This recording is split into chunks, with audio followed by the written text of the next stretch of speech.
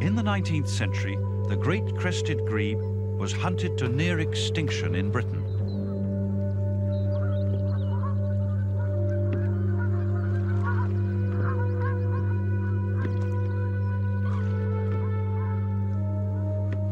Like a great many other birds, the grebe was pursued to satisfy the demands of Victorian ladies who liked to adorn their dresses and hats with feathers.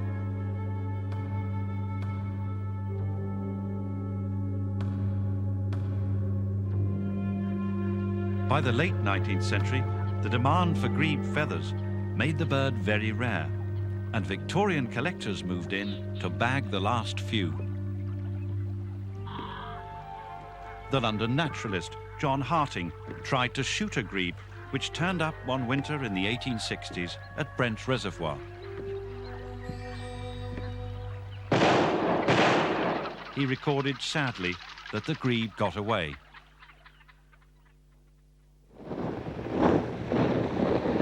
Today at Brent Reservoir, the winter ice is broken by naturalists who want to help the grebe survive.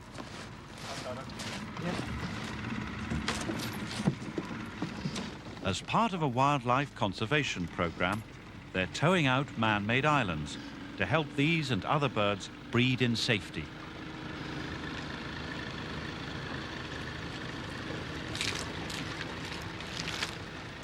Since the end of the 19th century, there's been a great change in attitudes towards wildlife.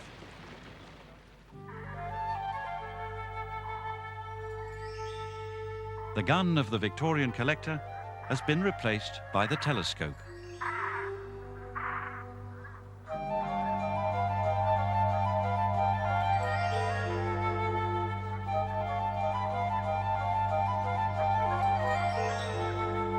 Today, the great crested grebe is admired and valued for the beauty of its mating display, as well as its plumage.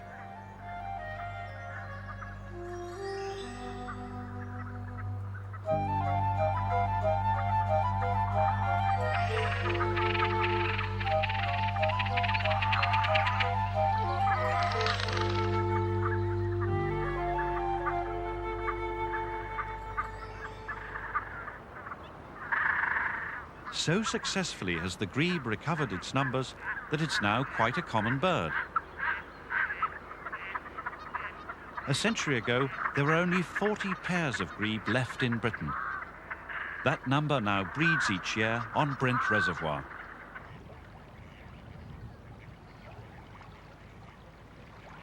As the grebes have recovered their numbers, they've begun to colonize the lakes in the central London parks.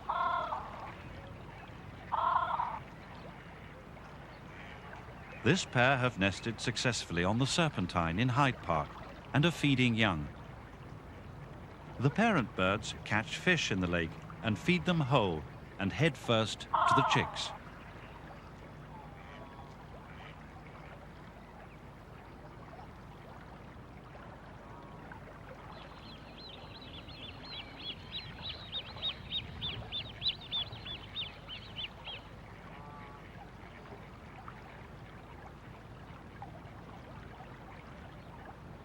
To provide the chicks with some roughage in their diet, the parent birds give them feathers, which they pluck from their own breasts. The same feathers which were once admired as fashionable ornaments and almost drove the birds to extinction.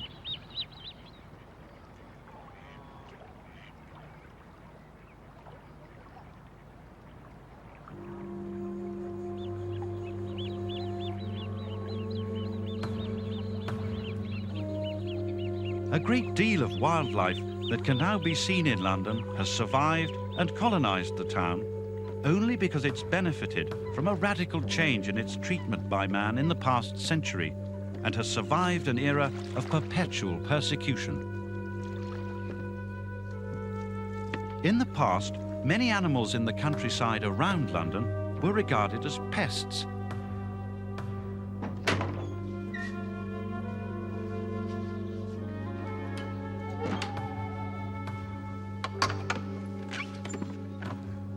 The old churchwarden's account books for places like Plumstead reveal that many creatures had a bounty on their heads.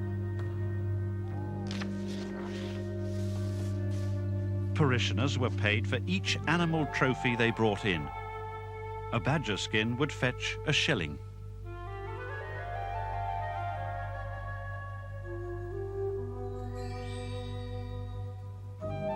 Polecats and otters and many other animals had their price.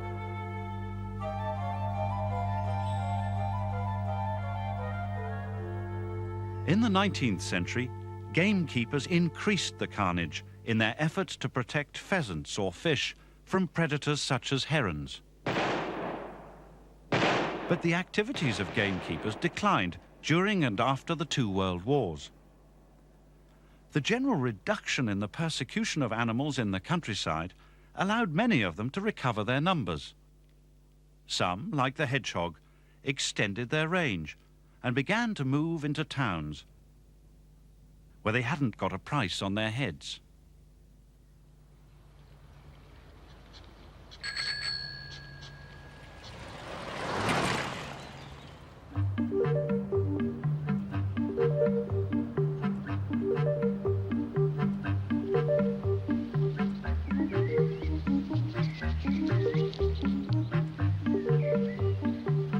The parks and gardens of the city provided a suitable habitat for hedgehogs. They've thrived in London, and though they're still persecuted in the country because they sometimes eat pheasants' eggs, they're welcomed by most Londoners.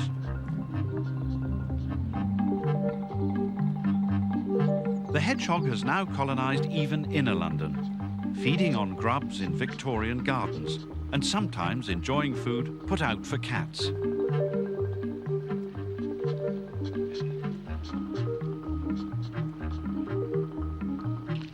The hedgehog is a survivor from one kind of persecution in the past, but wildlife was exploited in many other ways.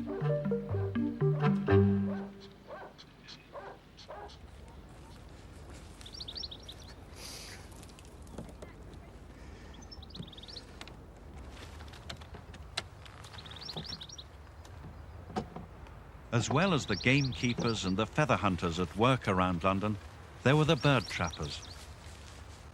They used call birds and all kinds of traps to take colourful finches from the wild to keep them in cages, as people keep budgerigars today.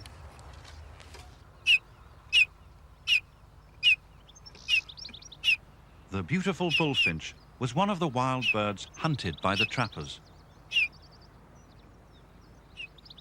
Trapping is now outlawed, and though it continues illegally, it's no longer on a scale which threatens birds like the goldfinch.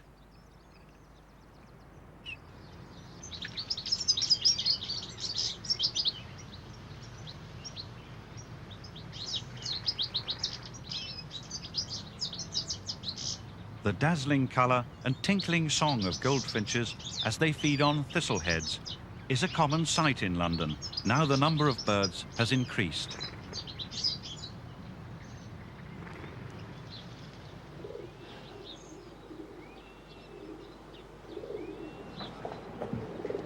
Thank you very much. In the past, wildlife was exploited in a great many ways. Much of it was valued as food, and it was domesticated and farmed. Wildlife treated in this way wasn't threatened with extinction. In fact, the historic reason for the success of one of London's most familiar wild birds is that it was once kept for the table. Naturalist Eric Sims tells the story. Well, I'm eating a pigeon, which is a direct descendant of the wild rock dove, and it probably was the very first animal domesticated by man.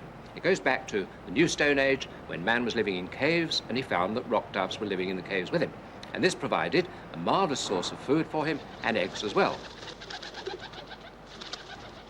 It's almost certainly the Romans who brought the domesticated pigeon to this country, and then by Norman times, the Lord of the Manor, for example, he also wanted fresh meat during the winter. So quite a number of dovecots were put up on manors all over England, and the pigeons were kept there so that they were easily collected. When beef and mutton became available in winter with improved farming, pigeons lost their value as food.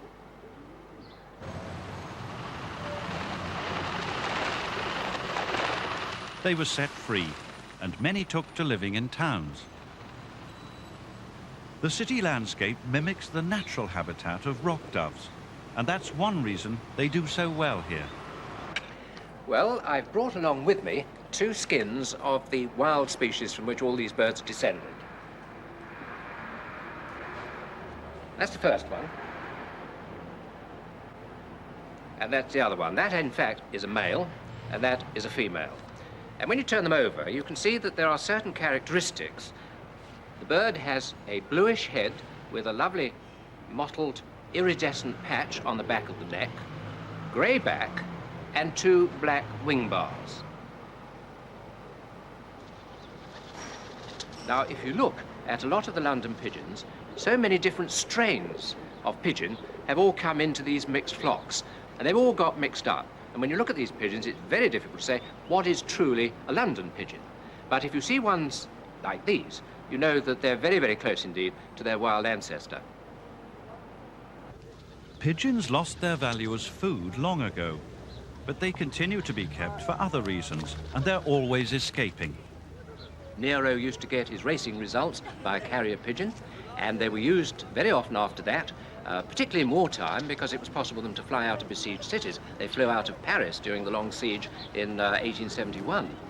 I can remember that when I was flying with Bomber Command, I flew in a Lancaster, and we used to take 2 of these pigeons with us.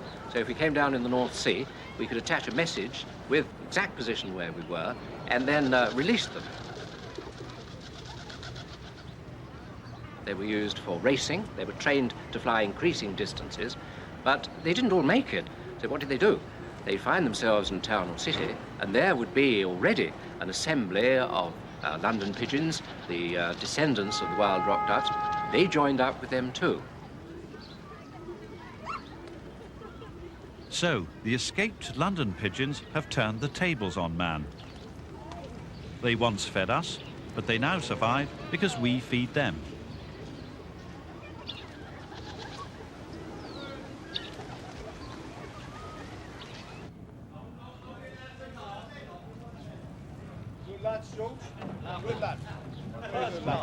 Another once familiar bird in London owed its success in town to the fact that it was valued by man.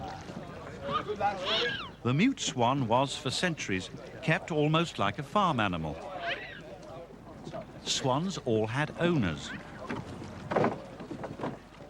The ancient practice of swan-upping, which has survived on the Thames, is a relic of that era.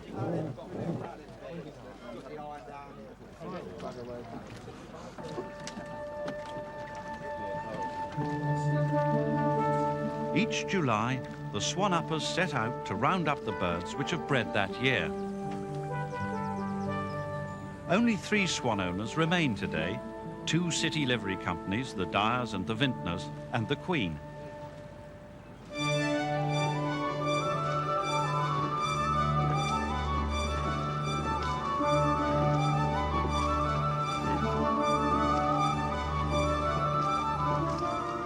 This odd way of farming swans arose from the birds' behavior. They're very aggressive in the breeding season, so it's difficult to keep them in pens like geese.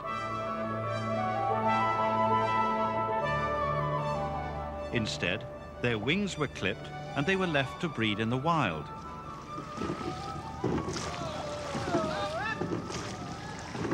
To claim ownership and to collect some of the cygnets, the swans were rounded up each year. Pick him up. Pick him up, Alfie. Come in, skipper, come in. Go in towards the shore, Bill. Take the reed. Take the reed. Take the reed. Take the reed. Take the reed.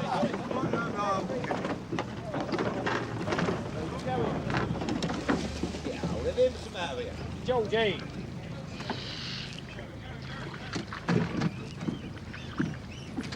Cygnet, come in.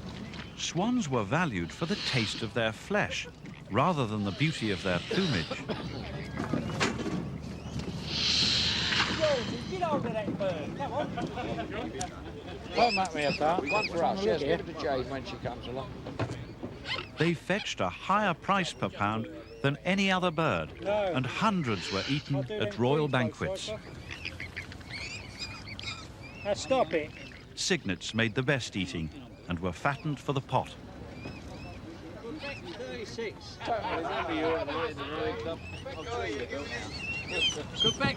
Those left had their beaks marked to show ownership. Right, here we go. There were hundreds of swan owners at one time, each with their own swan mark. Pull us up on the shore. Pull us up, pull us up. There you go, come on. Queen's Club, righto. Yes, you keep hold of him. For the swan uppers, this is now just a jolly annual outing. Nobody eats swans today.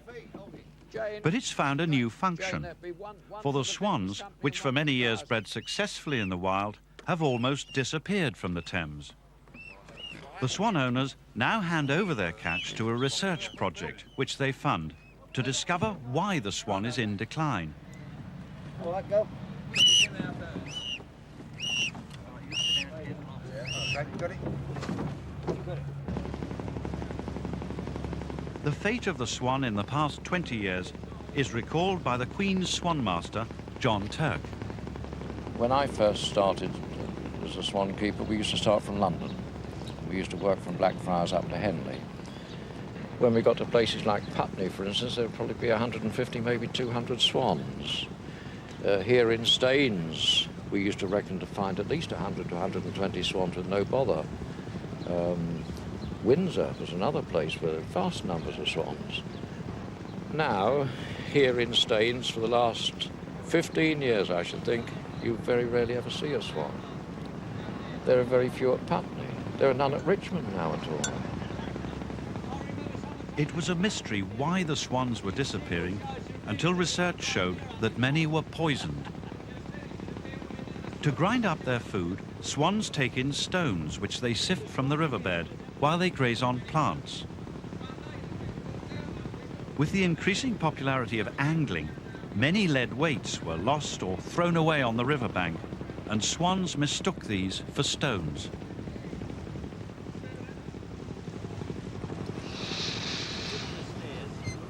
The research team found with blood samples and autopsies that the swans were dying of lead poisoning. Their evidence has been used to support a ban on the use of lead weights by anglers. 12.1.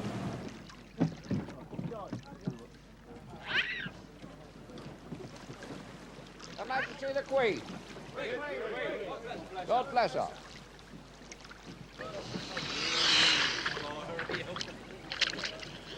So the swan uppers have helped preserve these birds for their own sake, not as a tasty meal for a royal banquet. 3 cheers to the companies. Hip hip. Hooray! Hip hip. Hooray! Hip hip. Hooray!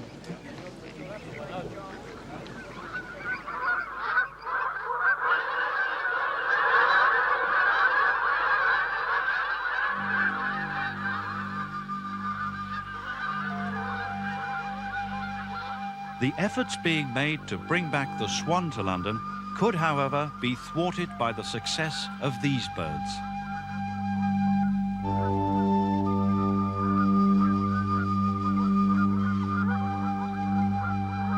They're Canada geese from North America. They didn't make their own way across the Atlantic. They were released by wildfowlers as sporting birds when it was fashionable to introduce new exotic species to England.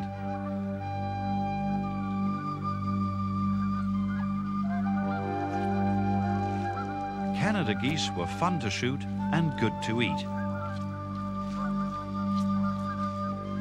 Over the years, they've been introduced to many parts of Britain, but it's only recently that they've become successful in the wild. So successful that in the 1950s, farmers regarded them as a pest, and flocks of Canada geese were resettled in some London parks. This flotilla of geese and goslings in Battersea Park shows how successful they've been. Many park keepers now regard Canada geese as pests and take the eggs before they hatch. But these birds are now well established, and maybe taking over breeding territories occupied by swans before they were reduced in number by lead poisoning.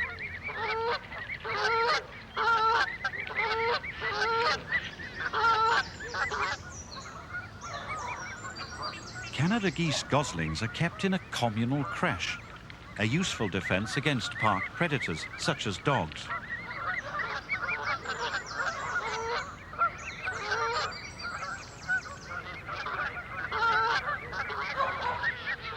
Though attempts are made to control Canada geese, they could in time replace the swan as a symbol of London's lakes and rivers.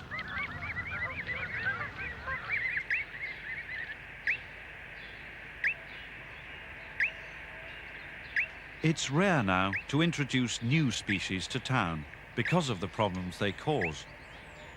However, there's been one attempt here in Regent's Park to correct a past mistake, using the most up-to-date equipment.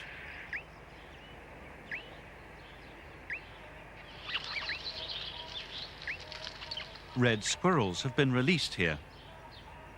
Each has a small transmitter so that it can be followed with a radio tracker. The project to bring the red squirrel back to London has been carried out by David Moultou, a researcher with the London Zoological Society. In the parks of London, it was quite common to find the native red squirrel. Hampstead Heath, Regent's Park, all of them, you find references to there being red squirrels there. And in fact here, they were, until the end of the Second World War, there were red squirrels in Regent's Park. Red squirrels began to decline at the turn of the century. They were hit by disease and the felling of fir trees. At the same time, a very similar creature was introduced from North America. Grey squirrels were released in Regent's Park and other parts of the country. They did better than the reds, for they seemed more suited to the parkland habitat. The red squirrel is at its very western extreme of its range, so it's probably not the ideal place for it to be. So in came this rather large American grey squirrel, and the two competed for food, and because of its larger body size, the grey squirrel was able to get that food. And gradually over time, maybe through poor health, because of lack of food, the red squirrel was replaced.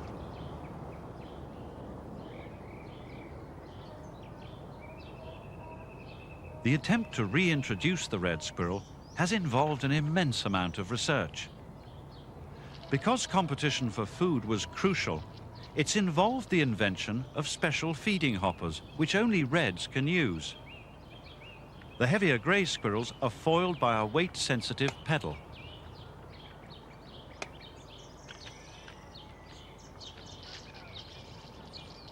Only time will tell if David Moultou's project is successful. However, the effects of introducing grey squirrels from North America remain a classic example of the way in which man's attitudes and actions have profoundly influenced the natural world and London's wildlife.